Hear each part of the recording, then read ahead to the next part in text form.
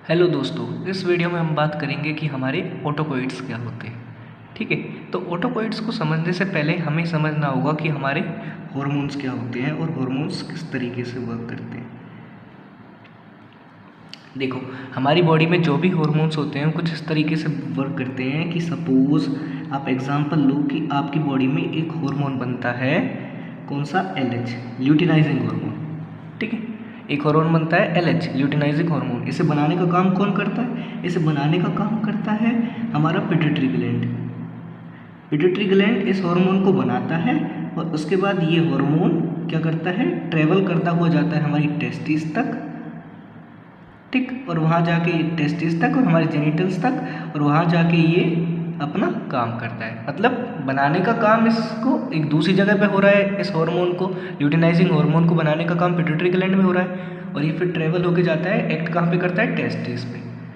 ठीक है, pituitary gland होता कहाँ पे है हमारा, पिट्यूटरी ग्लैंड होता है हमारे नेक रीजन में। ठीक है, तो पिट्यूटरी ग्लैंड से हमारे टेस्टिस तक ये हार्मोन ट्रेवल करता हुआ जाता है। तो हमारे नॉर्मली हार्मोन्स इस तरीके से वर्क करते हैं। ठीक, अब लेकिन हमारे कुछ हार्मोन्स ऐसे होते हैं जिन्हें हम लोकल हार्मोन्स कहते हैं। क्या कहते हैं? Local hormones.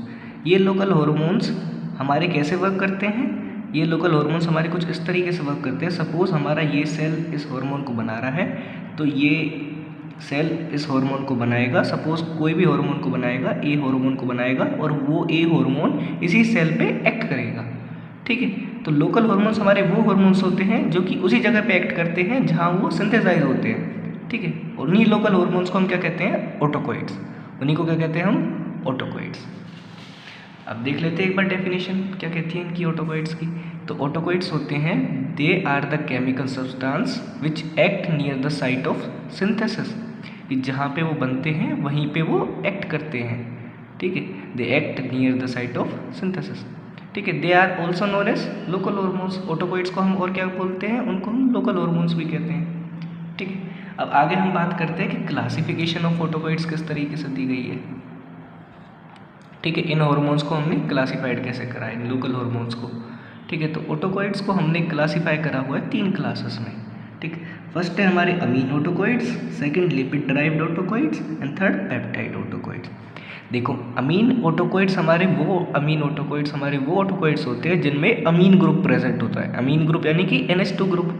इनमें आते हैं हमारे हिस्टामिन, सेरोटोनिन। ठीक है, हिस्टामिन हमारा भाई इन्फ्लामेशन रिएक्शन में हेल्प करता है। ठीक है, और सेरोटोनिन का भी हमारा इन्फ्लामेटरी रिएक्शन में ही वर्क होता है। इसके बाद सेकंड है हमारे लिपिड ड्राइव्ड ऑटोकोइड्स, जो कि भाई लिपिड से ड्राइव्ड होते हैं, लिपिड से बने होते हैं। इसमें आते हैं हमारे prostaglandins, leukotrienes, platelet activating factors. ठीक, अब आने वाली वीडियोस में मैं इन सब के बारे में एक्सप्लेन करूँगा एक एक करके कि हमारे ये सब सारे के सारे ऑटोकोइड्स हमारे कहाँ कहाँ वर्क करते हैं, कैसे कैसे वर्क करते हैं। ठीक है, इसके बाद थर्ड क्लास है पेप्टाइड ऑटोकोइड्स की, जिसमें आते हैं हमारे ब्रेडिकाइनिन और एंजियोटेंसिन। एंजियोटेंसिन हमारा ब्लड प्रेशर मेंटेन करने पे वर्क करता है। ठीक है, तो आप इसका स्क्रीनशॉट ले सकते हो। ये है क्लासिफिकेशन ऑफ ऑटोकोइड की। ऑटोकोइड हमारे 3 टाइप के होते हैं, अमीन ऑटोकोइड, लिपिड ड्राइव्ड ऑटोकोइड एंड पेप्टाइड ऑटोकोइड्स।